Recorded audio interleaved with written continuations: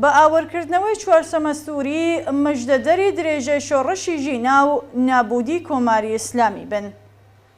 ئەمڕۆ سێشەممە 23 مانگی ڕەشەممە ئاخرین چوارشەممەی ساڵی 1401 هەتاویە.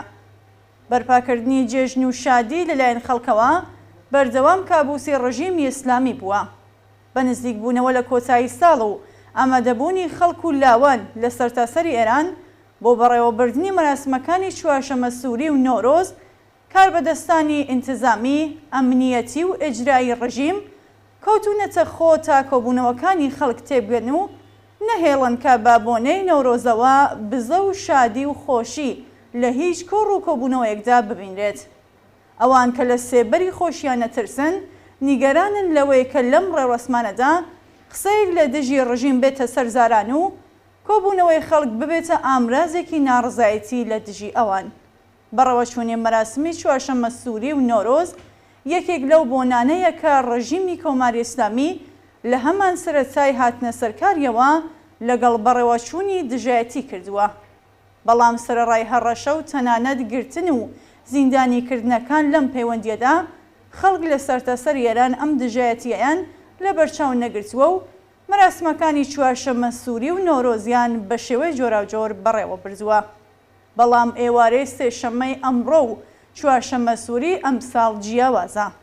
چوارشەممە سووری ئەمساڵ دوای 44 ساڵ و دوای چوارشەممە سووری کۆتایی مانگی ڕەشەممەی ساڵی 1357 و دوای ڕووخانی ئستبدادی سەڵتەنەتی و سەرکەوتنی یاخێزی جەماوەری لە بارودۆخێکی تایبەت و لە ناخی ئاڵوگۆڕە گەورە و بناغە هەڵتەکێنە کۆمەڵایەتی و سیاسیەکان لە ئێران بە کاریگەریە ناوچەیی و جیهانیەکانیەوە دێتە پێشێ.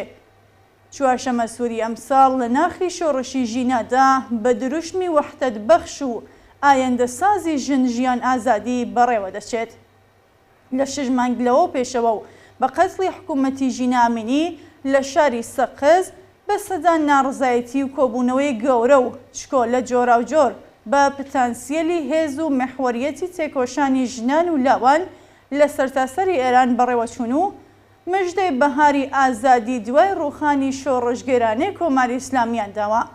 لەسەر بەستێنی ئەم ناڕزایەتیانە لەسەر زەمینەی یەکیەتی، وشیاری و ئامادەیی بۆ هەڵێنانەوەی هەنگا و حرەکەتی گەورە و هەواهەنگ، چوارشەممە سووری ئەمڕۆ کات و شوێنێکی شیاوە بۆ تەقینەوەی سەر لە نوێ قینی و تووڕەیی و نەفرەتی گشتی لە کۆماری ئیسلامی و سیاسەتە دژە ئینسانی و سەرکوتگەرانەکانی.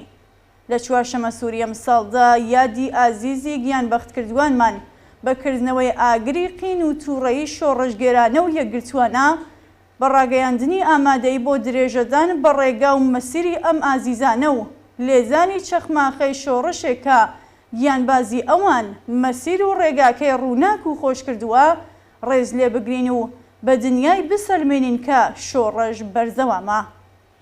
خەڵکی ئازادی خوازی ئێران و کوردستان، ژنان و لاوانی ڕاپەڕی و لە چوارشەممە سووری ئەمڕۆدا شەقام، کۆڵان و مەیدانی شار و ئاوایەکان دەتوانێ و دەبێت لەسەر یەکگرتووی و یەکپارچەی ئێوەدا بێت. بەکردنەوەی ئاگر بە دەربڕینی شادی مژدەی بەهاری ئازادی دوای لە نێوچوونی کۆماری ئیسلامی بدەن، نیشان بدەن کە شۆڕشی ژن ئازادی زیندووە و بۆ لە نێوبردننی کۆماری ئیسلامی و دامەزراندنی کۆمەڵگایەکی ئازاد و بە دوور لە هەر چەشنە ئستبدادێکی سەڵتەنەتی و مەسهەبی و دنیایەکی شاد بۆ ئینسانەکان خەریکی ئامادەکاری و هەوڵدانە. بە بەڕێوەبردننی جێژن و شادی یەکگرتووانە کابوسی مەرگی ڕژیمی ئیسلامی لە ڕاستی نزیکتر بکەنەوە. ئەمڕۆ ڕۆژی بەرەنگاربوونەوەی نێوان تاریکی و ڕۆشناییە کە کۆماری ئیسلامی و شۆڕشی ژینا دەرخەری و هێماکانیان.